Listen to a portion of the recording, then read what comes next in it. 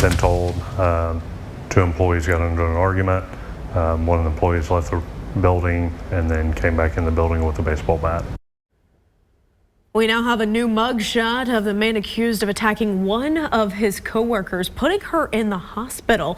You just were looking at Nicholas Palmore. Glad you're with us tonight. I'm Sarah Whaley. And I'm Morgan Martin. Shay has the night off. We told you about the attack at Captain D's in Owasso yesterday.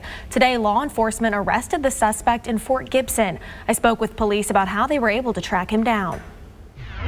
Owasso Police say this man, Nicholas Palmore, was arrested more than 24 hours after he was accused of assaulting a fellow Captain D's employee with a baseball bat on Thursday near 76th Street North and Highway 169.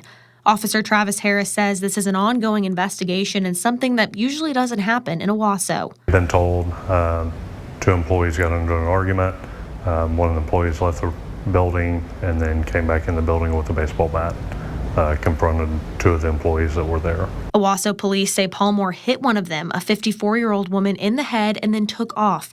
Police rushed to the scene and soon after they identified Palmore as their suspect. Granted an arrest warrant for him. We then sent it out. And area agencies responded. Take a look at this picture. We got it from Pryor Police shortly after their flock license plate reading cameras spotted Palmore in his getaway SUV hours after the crime. But that isn't where they found him. Instead, it was an hour south of there. They had flagged him around the Fort Gibson area. The Cherokee marshals were looking for him in that area. Harris says Palmore was found at his grandmother's home on Friday. House, but they're not in communication.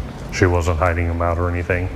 He was hiding in the back of her house. She didn't even know he was there. Harris told me Owasso Police sent officers to Fort Gibson to pick up Palmore after his arrest. He was then booked into the Tulsa County Jail Friday evening on one charge of assault and battery with a deadly weapon. His bond is set at $500,000. As for the victim, she is in critical condition. We will continue to follow the story and let you know of any updates on air and on Fox23.com. Coming up on Fox 23 News at 10, we take a look at the suspect's criminal past.